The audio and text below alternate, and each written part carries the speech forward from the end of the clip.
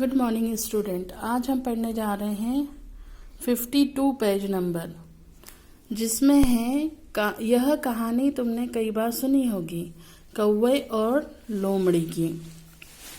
यहाँ पर क्या है, कुछ पिक्चरें दी हुई है। पहली पिक्चर में कौवे के मुंह में रोटी है। एक बार एक कौवे को एक रोटी मिली।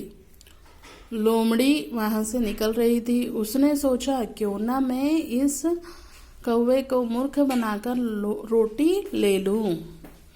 लोमड़ी बोली, कौवा भाई तुम इतना अच्छा गाते हो, मुझे भी एक गाना सुनाओ।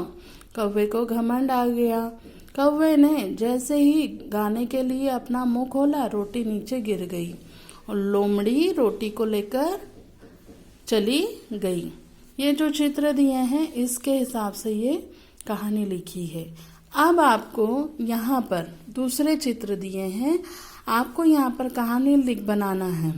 इस कहानी में, पहले वाली कहानी में कौवे ने गाना शुरू करा और दूसरे वाले में कौवे ने अपने पैर में रोटी दबाकर गाना शुरू करा और लोमड़ी फिर उदास होकर चली गई। ऐसा आपको, और बाद में कौवे ने रोटी खा ली। ऐसे एक कहानी आपको यहाँ पर बनाना है। अब हम देखने जा रहे हैं पाठ 7, टिप टिपुआ। क्या नाम है पाठ 7 का? टिप टिपुआ। एक थी बुढ़िया, उसका एक पोता था। पोता रोज रात में सोने से पहले दादी से कहानी सुनता था। दादी रोज उसे तरह तरह की कहानियां सुनाती।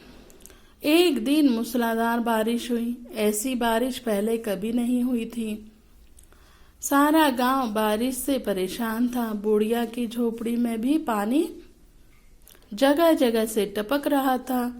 टिप टिपुआ, टिप टिप टिप टिप। इस बात से बेखबर पोता दादी की गोद में लेटा और कहानी सुनने के लिए मचल रहा था।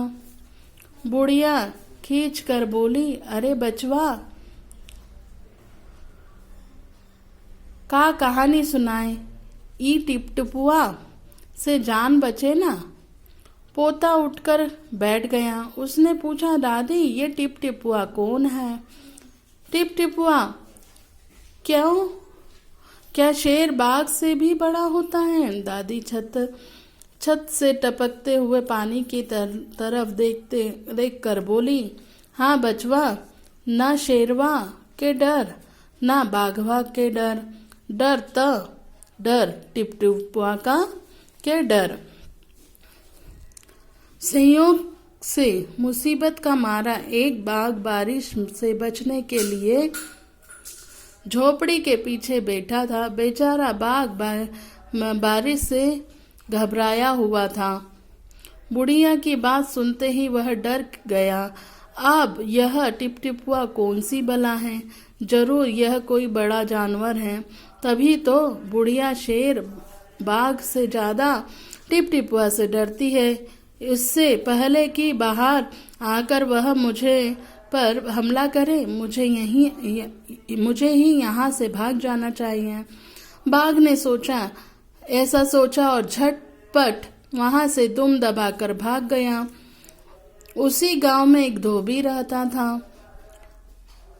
वह भी बारिश से परेशान था। आज सुबह उसका गधा गायब था। सारा दिन बारिश से भागता फिरता रहा और जगह जगह गधे को ढूंढता रहा, लेकिन वह कहीं नहीं मिला। धोबी की पत्नी बोली, जाकर गांव के पंडित जी से क्यों नहीं पूछते? वे बड़े ज्ञानी हैं। आगे पीछे सब के हाल की उन्हें खबर रहती है।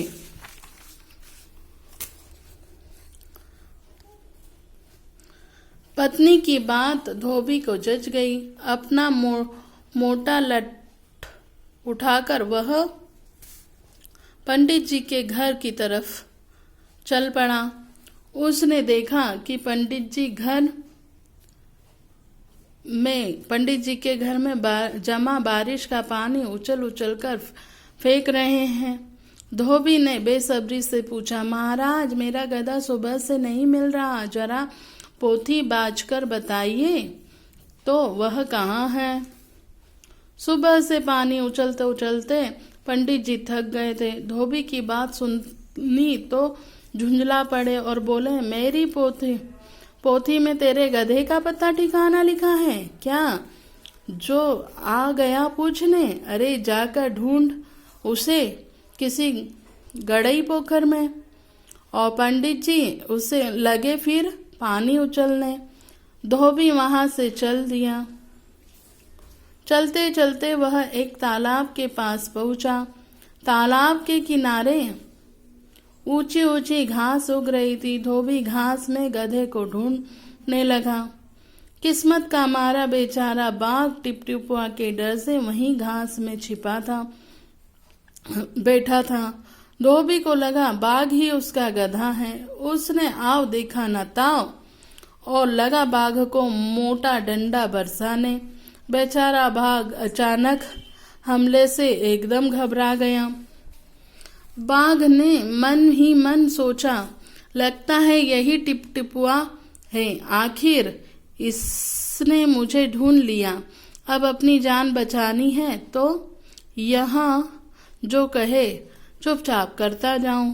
आज तो तूने बहुत परेशान किया, मार मार कर तेरा कुचुम्बर का निकाल दूंगा। ऐसा कहकर धोबी ने बाघ का कान पकड़ा और उसे खींचता हुआ घर की तरफ चल दिया। बाघ बिना चूप चपड़ किए भीगी बिल्ली बना धोबी के पीछे पीछे चल दिया। घर पहुंचकर धोबी ने बाघ को खूंटे से बांध दिया और सो गया। सुबह जब गांव वाले ने धोबी के घर के बाहर खूंटे से एक बाघ को बंधे देखा तो उनकी आंखें खुली की खुली रह गईं।